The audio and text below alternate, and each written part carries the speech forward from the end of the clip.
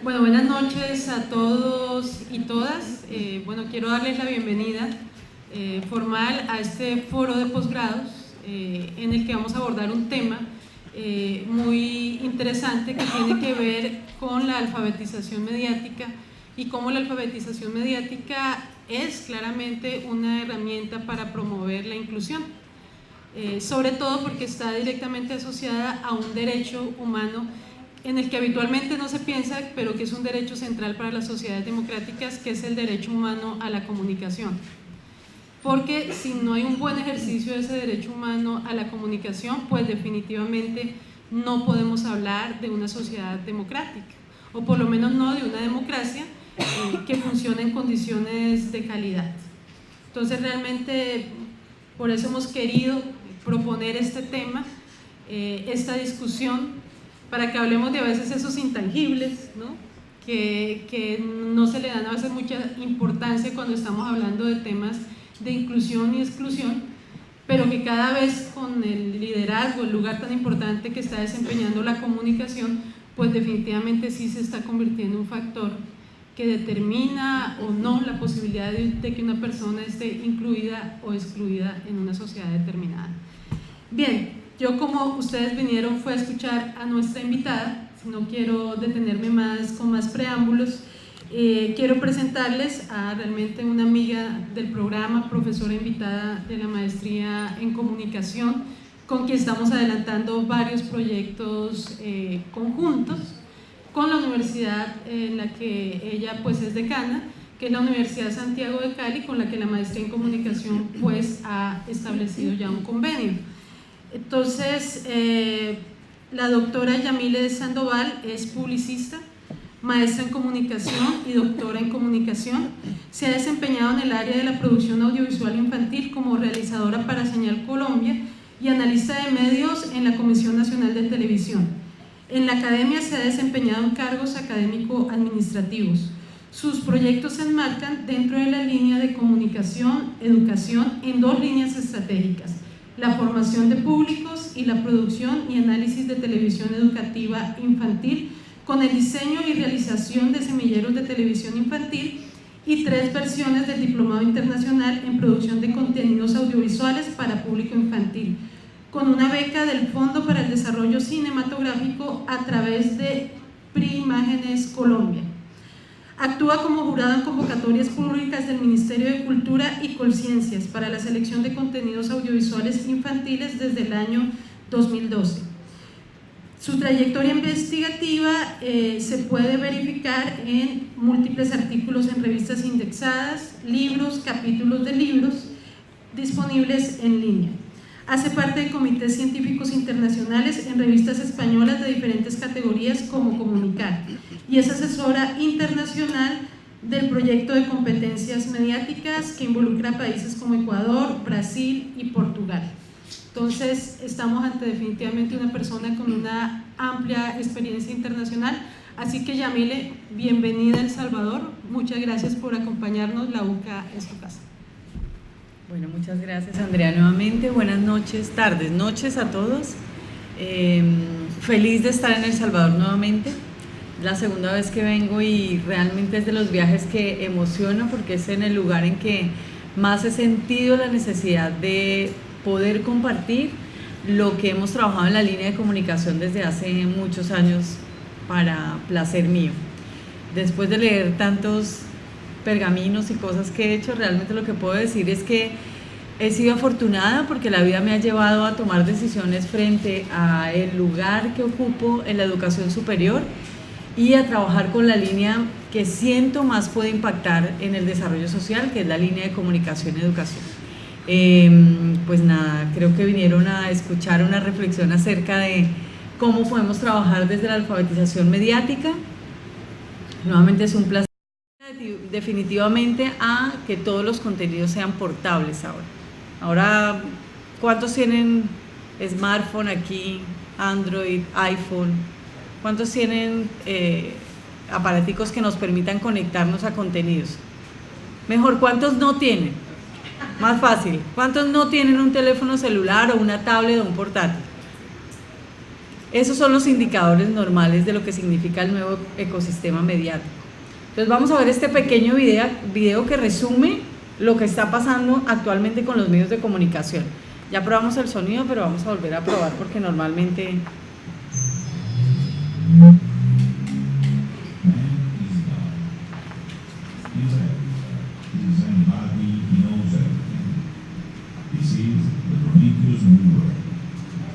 It all started with the media revolution, with the internet, at the end of the last century. Everything related to the old media vanished. Gutenberg, copyright, the radio, television, advertising. The old world reacts. More restrictions for copyright, new laws against unauthorized copies. Napster, the music peer-to-peer company, is sued. At the same time, free internet radio appears. TiVo, the internet television, allows the viewer to avoid commercials. The Wall Street Journal goes online. Google launches Google News. Every day, millions of people read online news, the biggest online newspaper written by thousands of journalists. Twitter becomes the biggest repository in the history of photos, YouTube for movies. The power of the masses, and the figure, the prosumer, the producer and the consumer of information. Anyone can be a consumer. The news channels become available on the internet. Blogs become more influential than the old media. Newspapers are released for free. Wikipedia is the most complete encyclopedia ever. In 2007, Life magazine closes. The New York Times sells its television and declares that the future is digital. BBC follows. In the main cities of the world, people are connected for free. At the corners of the streets, audience bring pages from blogs and digital magazines. Millions of people are now getting used to the internet in many virtual worlds. A person can have multiple online identities. Second Life launches the local Etapod. Neomedia Fight Back. Attacks is added on any screen. Newspapers, radios, and televisions are financed by the state. Illegal downloading from the web is punished with years of jail. Around 2011, the tipping point is reached. Advertisement investments are done on the internet. The permit papers a mass product. Anyone can read anything on plastic paper. In 2015, newspapers and broadcasting television disappear. Digital terrestrial is abandoned. The radio goes on the internet. The media arena is less and less populated. Only the glamorous rest survives. The net includes and unifies all the content. Google buys Microsoft. Amazon buys Yahoo, thus becoming the world universal content leaders with BBC, CNN, and CCTV. The concept of state information, books, articles, images, changes, and is transformed into knowledge flow. Advertisement is chosen by the content creators, by the authors themselves, and becomes information, comparison, experience. In 2020, Lawrence Lessig, the author of Free Culture, is the new U.S. Secretary of Justice, and declares copyright illegal. Devices that replicate the five senses are available in the virtual worlds. Reality could be replicated in the same life. Anyone has an agent avatar that finds information, people, places in the virtual worlds. In 2022, Google launches Prometheus, the AWS standard interface. Amazon creates Place, the company that replicates reality. You can be on Mars, at the Patrol Watcher Room, and the Super Bowl is a person. It's real. In 2027, Second Life evolves in speed. Este es un pequeño resumen y parece sacado de una de esas películas que vimos por allá en los años 80, cuando anunciaban un montón de temas en desarrollos tecnológicos y mediáticos que ni siquiera nos imaginábamos. Esto es lo que ha pasado con nuestro nuevo ecosistema de medios. Esto es lo que realmente está modificando la forma de acceder a la comunicación y la forma en que los ciudadanos nos relacionamos con el mundo, con nuestra realidad. Ustedes ven que la transformación de los medios de comunicación no solamente es en el tema de la información, es en el tema de quién produce la información, quién maneja los medios, quién los controla, cómo los consumimos. Sin embargo, vamos a avanzar un poquito. Si este se me conecta, ya, no hay problema. Sin embargo, pareciera que ese mundo que acabamos de ver es el mundo en el que vivimos todos. Y resulta que no es así. A pesar de que quienes estamos en las ciudades capitales tenemos la fortuna de estar conectados a las nuevas tecnologías, pues la mayoría de las personas, sobre todo en nuestros países, no están accediendo todavía a ese ecosistema mediático. Cuando uno hace investigaciones en el tema de nuevas tecnologías, competencia mediática, alfabetización, que es de lo que vamos a hablar un poco, el punto de partida normalmente son los informes estatales acerca de la penetración de Internet, de la conectividad, y uno escucha a sus estudiantes que de manera muy categórica dicen que todos estamos conectados y todos accedemos a los medios de comunicación tal y como ese video venía desarrollándose y nos proponía en pocos años realmente. Estamos hablando de 12 años, de acuerdo con el video, que absolutamente todo migrará. Pues resulta que ahora tenemos quienes trabajamos en la educación en medios un doble papel, y es estar presentes en ese cambio que no podemos desconocer, en el que todos estamos en este momento conectados a través de teléfonos inteligentes. No hay nada peor que tengas que cambiar de teléfono celular, sobre todo para mi generación que es intermedia. Los jóvenes, sin siquiera leer el manual, ya saben exactamente cómo manejarlo. Nosotros todavía tenemos que hacer un proceso de competencia mediática frente al dispositivo y a cómo consumirlo. Sin embargo, cuando vas a ciudades no tan lejanas, y me imagino que aquí sucede exactamente lo mismo. En Cali acabamos de terminar la investigación en competencia mediática en jóvenes de 14 a 17 años, de municipios del Valle del Cauca. Estamos hablando de municipios a 20 minutos de la ciudad, a las afueras, en los límites de la ciudad. Y lo que estaba propuesto para ser desarrollado, trabajo de campo en 2 meses, tomó 8 meses. Y no por las razones logísticas que esperábamos, ¿no? Porque esperábamos de pronto que el colegio no nos diera el permiso, que fuera más difícil conseguir las autorizaciones de los padres de familia. Pues no, resulta es que los colegios, a pesar de las cifras del Estado colombiano, que todos están conectados, pues no tienen internet. Quienes tienen internet no podían pagar la factura, o sea, no tienen internet. Pero en el gobierno aparecen las cifras de todos tienen acceso a internet. Entonces empezamos a analizar en terreno y a descubrir la realidad que nuestros países afrontan. Y es que nuestras ciudades capitales y un grueso de la población, sobre todo de estratos socioeconómicos privilegiados, por decirlo así, están conectados en este nuevo mundo. Pero la mayoría no están todavía conectados de esta manera.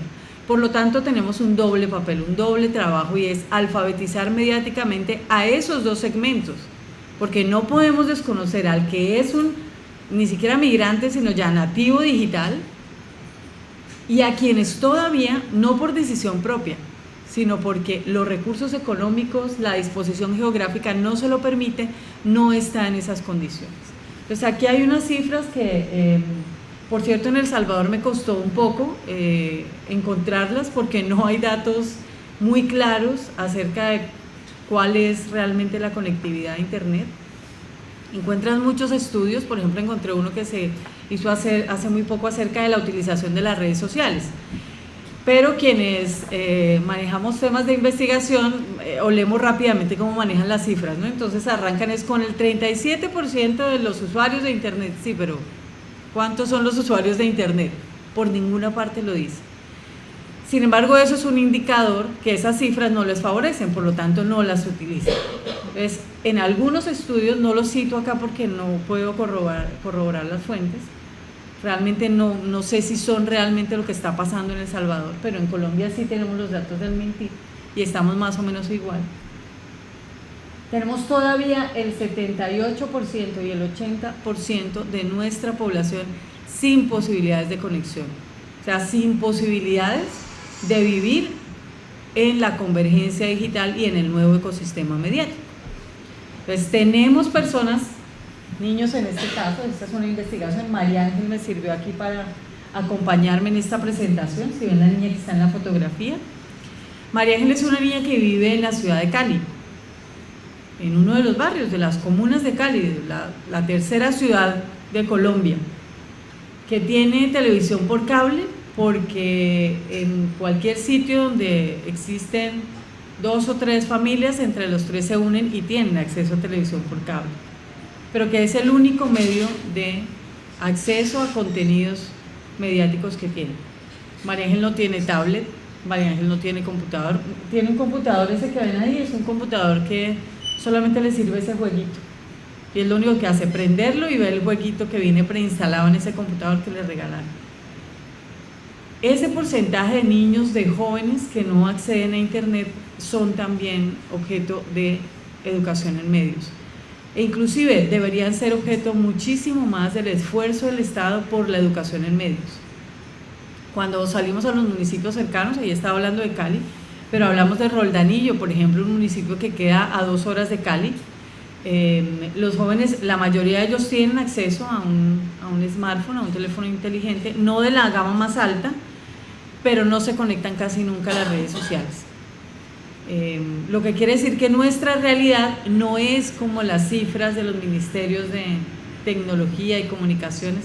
Yo a veces tengo problemas cuando me encuentro en los foros con el ministro y el viceministro, porque ellos sacan unas cifras muy alentadoras de conexión, pero no es la realidad de nuestros países.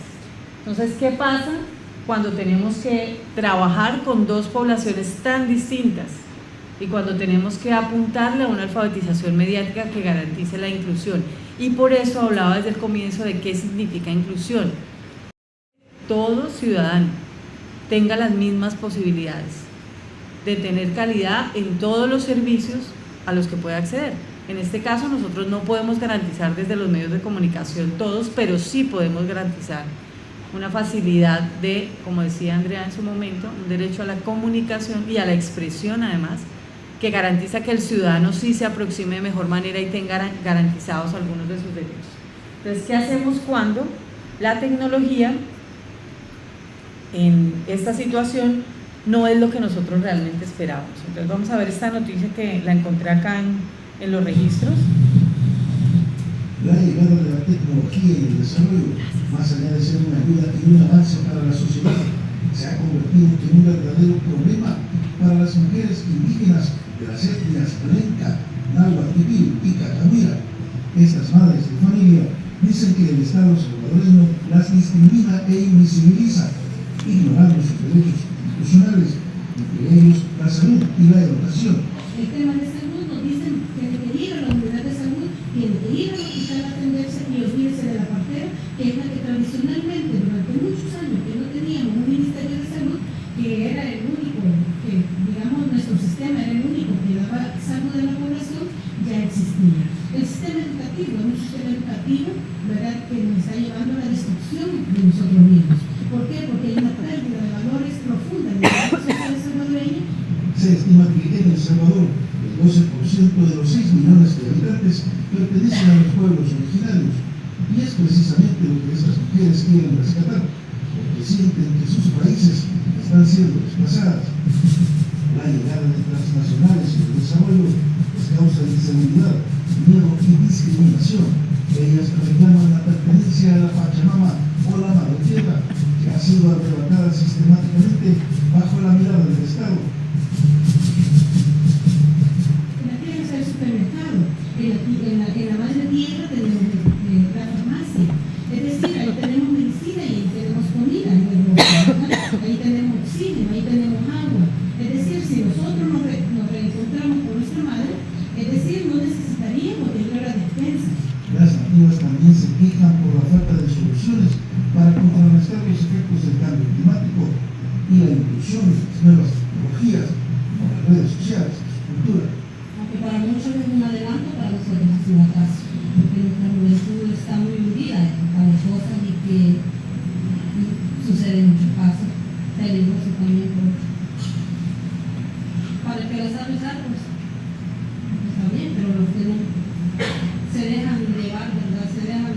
sortear por todo esto. La población más afectada con la modernización es un sector que en 1932 fue masacrado. Cerca de 30.000 indígenas fueron acusados de ser comunistas y desde entonces sienten que han perdido sus costumbres, su música y hasta su forma de vestir. El San Salvador Iván Manzano, CR24 Noticias.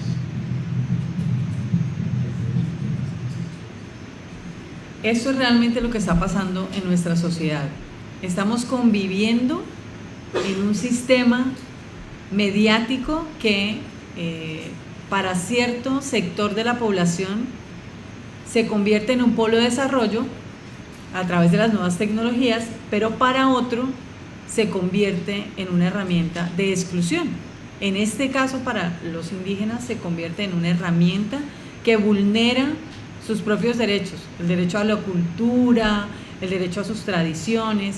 Entonces, ¿cuál es el papel de la educación, de la alfabetización mediática en este sistema? Porque realmente es el que vivimos. En Colombia es exactamente lo mismo. Nosotros tenemos una población indígena altísima, y no solamente indígenas, como les decía al comienzo, sino tenemos también una población de estratos 1, 2 y 3, sobre todo el 1 y el 2, que no tiene acceso a esto y se puede convertir en un polo de exclusión en determinado momento. Entonces, después de ver ese panorama y contextualizar desde dónde asumimos la línea de comunicación, educación y la alfabetización mediática, quienes estamos trabajando desde la Santiago, el colectivo que trabaja desde allí, voy a pasar a definir qué es la competencia mediática, qué es a lo que finalmente el proceso de alfabetización mediática conlleva. Esto es lo que nosotros buscamos. Aquí estoy utilizando las dimensiones de dos autores que son Ferrez y Pescitelli, que son autores que trabajan en España en un gran proyecto que se desarrolla desde el 2009 y tiene que ver con la competencia mediática de la ciudadanía española. Partimos de ellos porque son los únicos en ese momento que son capaces de definir los indicadores y las dimensiones de qué significa eso de ser competente mediáticamente. Lo que antes hablábamos de educación en medios, ellos dicen, bueno, vamos a ver cómo medir que alguien es competente frente a los medios, a esa ecología de medios que hay. Y ellos dividen en varias dimensiones, que las tienen en la parte derecha de mi izquierda de ustedes, y habla de las dimensiones de tecnología, lenguaje, procesos de producción, estética, ideología y valores y procesos de interacción. Después de un análisis de 2 años con el colectivo colombiano, decidimos que de toda la literatura, de todo lo que hemos visto, de los análisis que hacemos con los jóvenes y con los niños y los adultos, porque esta investigación se lleva a cabo en varias sectores poblacionales, lo primero que hicimos fue con jóvenes nosotros, pues en España hicieron con profesores universitarios, hicieron con niños de primaria, de secundaria, y ahora nosotros entramos a la segunda fase, que es con las 4 poblaciones en Colombia. Tendremos resultados seguramente a final de este año. Entonces lo que decidimos es que de ese análisis encontramos que la competencia mediática, que resume un poco las acciones que vienen emprendiendo los gobiernos, las ONGs, todas las entidades que tenemos que ver socialmente con el tema de tecnología y medios de comunicación, se pueden concentrar en 2 grandes ámbitos. Y unas que denominamos competencias informacionales o instrumentales. Cuando nosotros empezamos a buscar qué significaba eso, educación en medios o competencia mediática, encontramos que sobre todo en Europa, los autores pasaban de un concepto a otro sin ningún cuidado. Entonces ellos hablaban de competencia comunicativa en algún momento, de competencia digital en el otro, de competencia televisiva, de competencia audiovisual, pero no había una distinción real acerca de qué era eso. Eso tiene que ver con que, así como vimos el video, ha sido rápida la evolución de los medios de comunicación y de la evolución de la realidad. Y ustedes saben que la investigación, a pesar de que corremos e intentamos cada vez ser más oportunos y pertinentes, siempre nos tomamos un tiempo más de reflexión. Y con este nuevo ecosistema mediático ha sido muy difícil, porque mientras estamos analizando un fenómeno, ya ha cambiado. Entonces, esa indefinición de competencia mediática tiene que ver con eso. Entonces, determinamos que hay unas competencias, unas dimensiones de esa competencia mediática, que son las primeras, que son las informacionales o instrumentales, que son, diríamos nosotros, las de más fácil adquisición. Y son, si ven, a las que les apuntan los estados, los gobiernos. ¿Cuáles son? Las digitales, las instrumentales.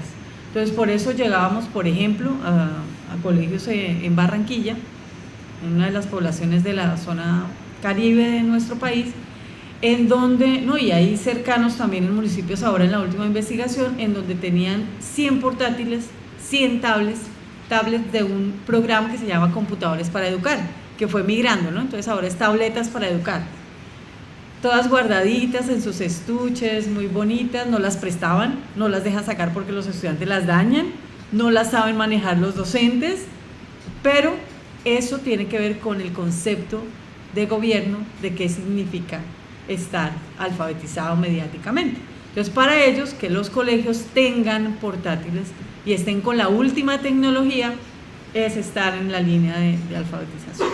Y encontramos otros programas que tienen que ver con eso, también derivados del gobierno, que lo que hacen es dotarlos de esas herramientas. Cuando, no sé si aquí utilizan el mismo término, pero cuando uno cacharrea, ¿no? Entonces, uno ya, ¿no? Cacharrear es, ¿cómo le dicen aquí?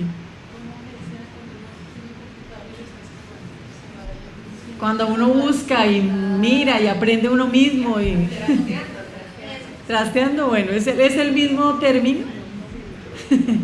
Muy bien, que es cuando nosotros cogemos los aparatos y nos aproximamos a ellos y encontramos, o porque alguien nos acompaña en el proceso, o porque nosotros mismos lo descubrimos, la forma de utilizarlos. Pero es más eso, es lo instrumental, que eso se puede suplir con un curso, ¿es cierto? Entonces, si nosotros vamos a que nos enseñen cómo manejar, mis padres ya son mayores y acaban de terminar sus 3 primeros niveles de educación tecnológica. Entonces fueron a un curso y estaban felices porque desde aprender el computador portátil y conectarse, el día que se conectaron en Skype con mi hermano que vive en otra ciudad fue el día de fiesta para todos además, porque es fantástico ver cómo para ellos es supremamente importante manejar la tecnología, pero eso hace parte del primer ámbito, que tiene que ver con esas instrumentales. Entonces, cuando hablamos, por ejemplo, de lenguaje, no todos accedemos a cursos de lenguaje. Quienes estamos en este momento acá somos los que más fácilmente accedemos, pues porque o estamos estudiando comunicación o publicidad, o nos ha gustado un poco lo audiovisual, o estamos en el sector educativo en donde más o menos hemos visto qué significa el lenguaje audiovisual, qué significa un plano, qué significa un movimiento de cámara. Ese tipo de conocimiento tiene que ver con instrumental también. Ustedes saben que eso, además en línea hay cualquier cantidad de tutoriales hoy en día de lenguaje audiovisual. Entonces uno puede entrar y ver, por expertos, por no tan expertos, pero se puede aquí. Procesos de producción, exactamente lo mismo. Y eso también en los 2 niveles. El que se especializa en el proceso de producción, entonces el diseñador gráfico, el editor de video, o el joven que baja una aplicación gratis, o las que vienen con los celulares y produce. Eso es sencillo, ¿no? Uno sabe cómo cortar un video, cómo subirlo a la red, cómo manipularlo. Y también, como ya no necesitamos tanto Photoshop y ese tipo de cosas, sino todos los programas que ven instalados en el celular, pues cómo modificar y mejorar una imagen.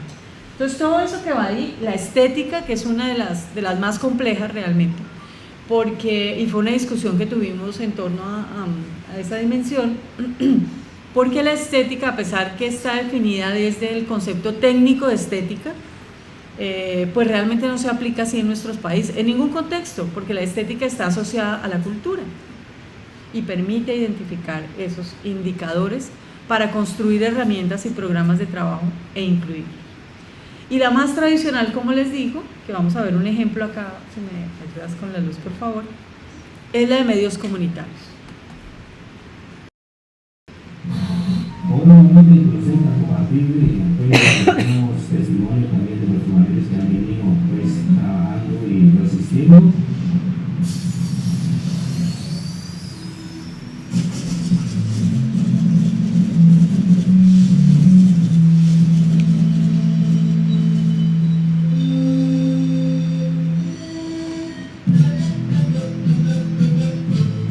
Apenas me dan ganas de para los circuitos de un estrés mío, pero no importa, eso va a un segundo.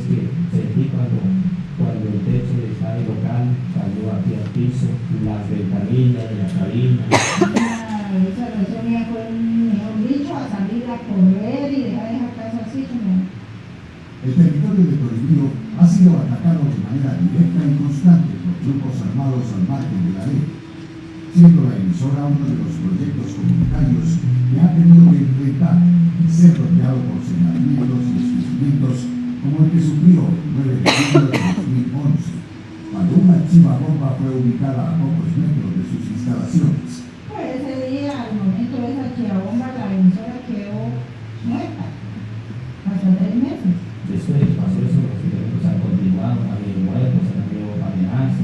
No, yo no me entero nada desde que la emisora no esté funcionando. De emisora hemos tenido principalmente amenazas, ¿no? Todos nosotros informamos con la verdad.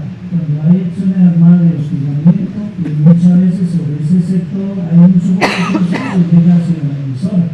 Los fieles oyentes entienden y comparten que los objetivos de tener este medio de comunicación son mantener a la población informada de todo lo que ocurre dentro y fuera del municipio y rescatar por sobre todo sus valores culturales, en especial su idioma propio, el más antiguo.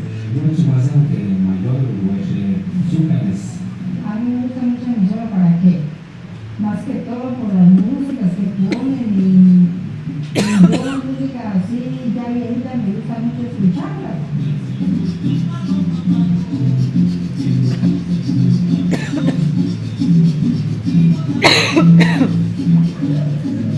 Me gustaría que tuviéramos como más libertad de expresión.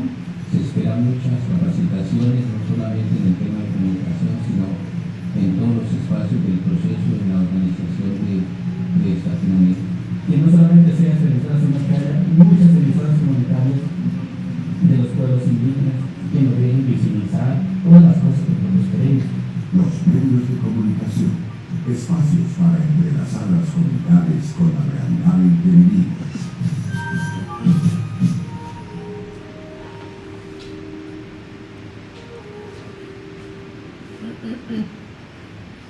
Esta es una de las herramientas que más se ha utilizado. Si quisiéramos hacer un balance en donde se han desarrollado los mayores proyectos o las mayores inversiones, son en este tipo de espacios. Ahora la diferencia ¿cuál es? Que ya no es radio comunitaria, sino ahora los están capacitando en la era digital. Entonces ya las radios a través de internet, ya les están ubicando espacios a ciertas comunidades para que puedan acceder a los servicios. Formación de públicos, que es el otro extremo, o sea, es quien consume el medio de comunicación. ¿Cómo logramos que sea competente mediáticamente para que no deje de consumir medios? Que esa era una propuesta de hace algunos años con la cual nunca me identifiqué. Realmente yo no creo que el consumir medios sea lo malo, así el medio sea perverso, así el contenido sea perverso. Lo que tenemos es que tener herramientas para ser conscientes de por qué consumimos y cómo consumimos. Valerio Fuenzalida en Chile es uno de los mayores teóricos y en proyectos de intervención que habla de este tema, y es reconocer el consumo desde las audiencias, desde sus propias necesidades y realidades. En algún momento cuando yo ingreso a la línea de formación de públicos en el 2000, bueno, yo paso por la Comisión Nacional de Televisión y ahí es donde empiezo a recibir un montón de quejas de todo el mundo quejándose de las escenas, del contenido, de lo demás, y empiezo a hacerme muchas preguntas, y en ese momento encuentro a Valerio en el 2001 en un curso que nos dictó, en donde nos decía hay que preguntarle a las audiencias, porque en ese momento leíamos mucho pero todos hablaban desde el saber especializado. Entonces los televidentes no deberían consumir, les hace daño porque, pero en ninguna investigación se le preguntaba, bueno, ¿y usted qué hace con eso? ¿Por qué le gusta La Hora en América? Es que La Hora en América todavía en los canales que la pasan tiene una audiencia gigantesca. Nadie se ha preguntado por qué le gusta La Hora en América a quienes la consumen. Todos saben que es terrible en términos narrativos, pero la consumen. Cuando Valerio empezó a preguntar, es más, en la comisión estábamos desarrollando esa investigación y empezamos a hacer el sondeo, y resulta que es que muchos de los que consumen La Hora en América no la consumen pensando que lo que está ahí es cierto. Ellos claramente sabían que eso era puro cuento. Es más, te podían decir, una señora que invitamos a un panel nos decía, no, es que esa muchachita apareció en el capítulo yo no sé qué diciendo que era virgen, y después apareció diciendo que los últimos 2 años se había dedicado a cuidar los hijos que había tenido con el hermano, y lo sabían exactamente.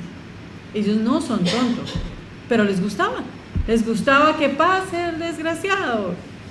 porque además se divertían. Yo me acuerdo que en esa época una de las principales experiencias cercanas, porque además esto tiene que ver también con tu experiencia propia, descubrí que a mi papá le encantaba Laura en América. O sea, mi papá viendo Laura en América, no lo puedo creer. Y yo me sentaba con él porque estábamos haciendo la investigación y me puse a ver Laura en América y él era muerto de la risa. Todo el tiempo se divertía. Entonces yo, claro, padre, y sabía exactamente qué iba a pasar. Me decía, espere que ahorita deja, pero primero le pegan un golpe y la deja que la mechonee. Exactamente sabía cuál era la narrativa, cuál era el discurso, sabía qué iba a pasar, y él no se sentaba en Laura en América porque quisiera ser más intelectual o porque le interesara que las historias fueran reales. No, él gozaba viendo Laura en América porque la televisión cumple esa función. Cada uno de nosotros escoge la manera como se divierte, así como el cine, así como lo audiovisual. Si uno se pone a analizar los diferentes recorridos y las elecciones que hacemos en contenidos, cada una tiene una particularidad, porque una de las funciones de los medios de comunicación es eso, entretenerte, es salirse de esa rutina. Y a veces, a mí por ejemplo, yo tengo que ver cine de autor y demás, pues por todo lo académico, pero a mí me encanta ir a cine. El día que voy a cine es para ver cosas absurdas. Ya, eso no lo cree nadie, no importa, yo lo creo, me río. Porque para mí el cine es una actividad social. Para mí es ir con mis hijos a las películas que a ellos les gustan, con mi esposo a reírme. La última que vimos fue Mi papá es un gato. Estábamos en la sala completa y solo se reían los niños y nosotros. Nosotros porque tenemos 3 gatos, ¿no? Entonces cada vez que el gato hacía algo nos acordábamos del nuestro. Y había una señora por allá furiosa diciendo, qué película tan tonta, Eso pasa porque realmente cada uno de nosotros escoge sus contenidos de acuerdo a sus propias necesidades. Entonces, cuando uno habla de formación de públicos, en ese momento encuentro, para mi fortuna, también unos pares en la universidad que estábamos hablando del mismo, aplicamos aquellas experiencias prácticas de lo que veníamos y diseñamos un modelo que básicamente te recoge eso. Primero, lectura real con las audiencias. El punto de partida de este modelo, que es Mirando como miramos y que avanza hacia competencia mediática, es ¿usted qué hace con el medio? Dígame, no voy yo a intervenir y a darle cátedra acerca de. Pero además de eso, concientización acerca de qué papel juega el medio de comunicación, que ahí sí no es tan claro para todos nosotros. A pesar de que consumimos y a pesar de que nos reímos, cuando hacemos el ejercicio, que bueno, algunos participarán mañana en un taller seguramente, de cuál es el consumo y la relación con la televisión o con los medios de comunicación, o sea, eso es otro nivel. En el momento en que tú te das cuenta de cómo el medio de comunicación atraviesa tu vida cotidiana, te pone en otro espacio. Y ese es el punto de partida para la reflexión. Y les damos, por otro lado, elementos también para que entiendan el medio y su lenguaje.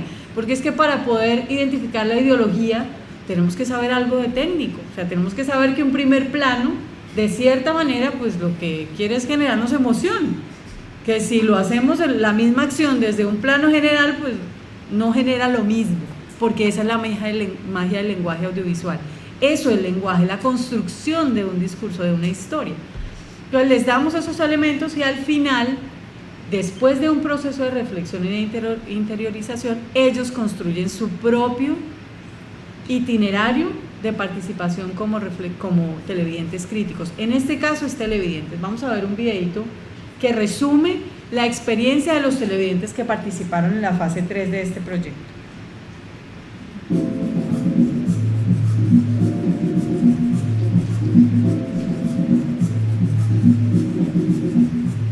Un televidente crítico es aquel que no ve un programa por verlo simplemente o porque lo anuncian repetidas veces durante el día. Yo creo que lo más importante uno como televidente es analizar los programas que va a ver, igualmente uno como padre de familia, analizar la televisión y los programas que desea que sus hijos vean.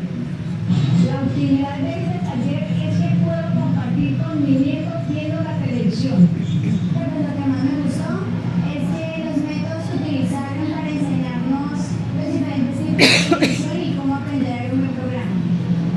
El televidente crítico es el que mira la televisión con otros ojos y reflexiona sobre lo que ve. Una docente, entonces estamos pendientes de saber qué tipo de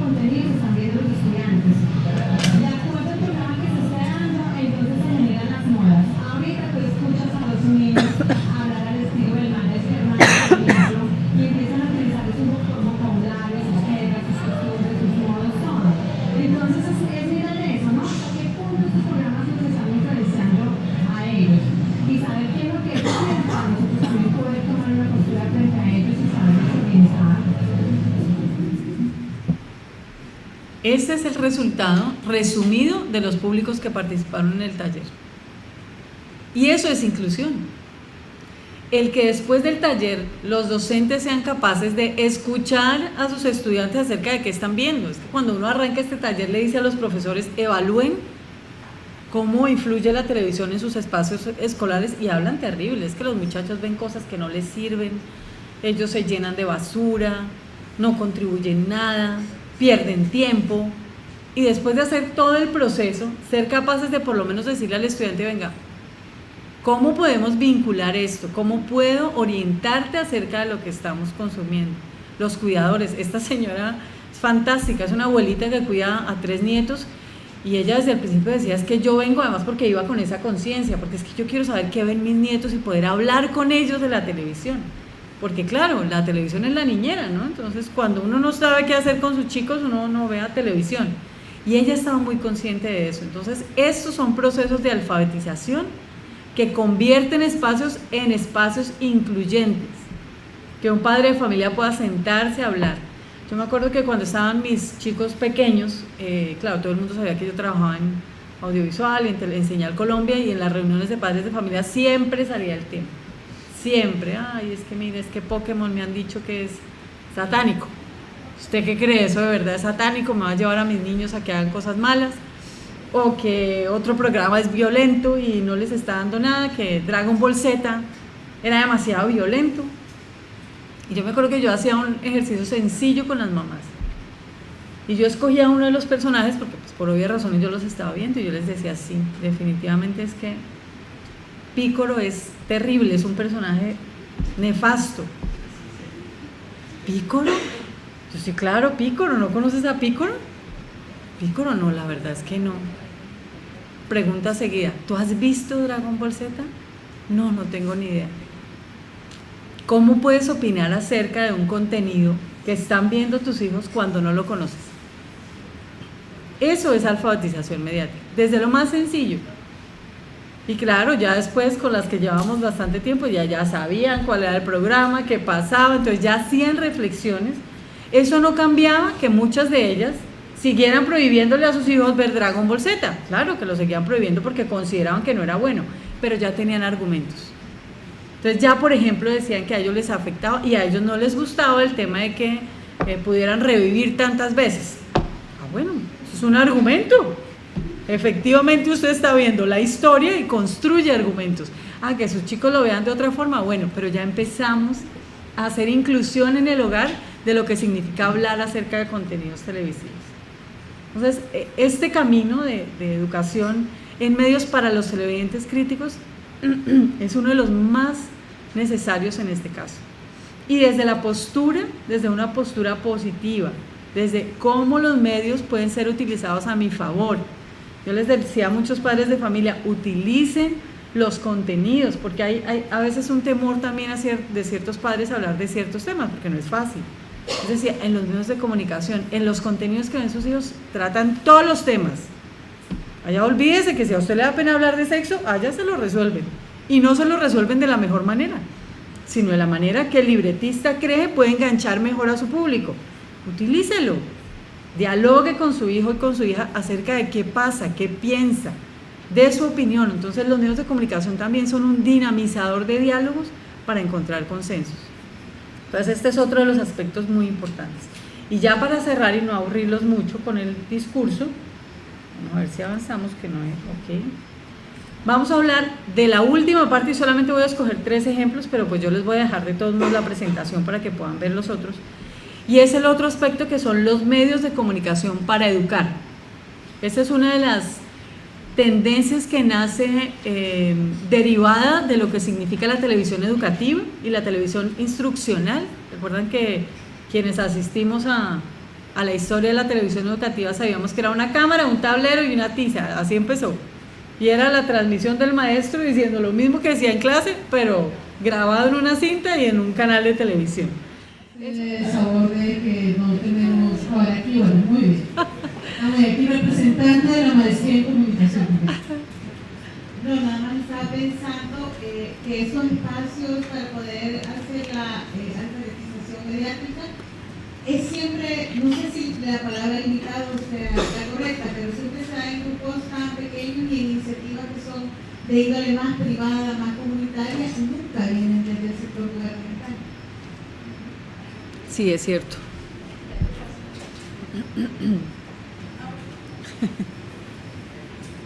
Sí, realmente, aunque se ha tenido experiencia con inversiones del Estado, de los gobiernos, ha eclipsado el tema de la tecnología.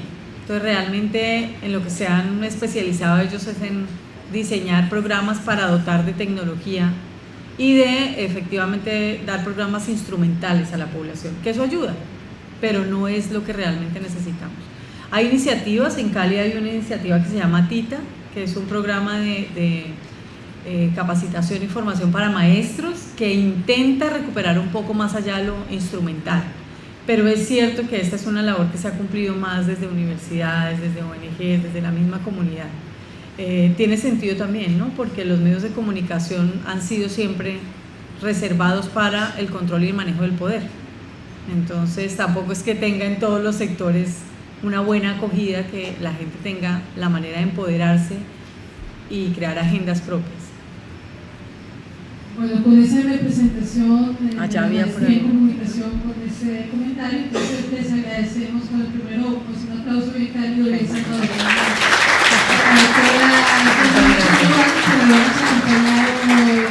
Este día, y a ustedes muchas gracias por participar de este espacio, de este foro de reflexión. Me parece interesante esta otra mirada de la inclusión que a veces perdemos de vista, la del derecho humano a la comunicación. Muchas gracias y que descansen. Gracias, muy amables. Feliz noche.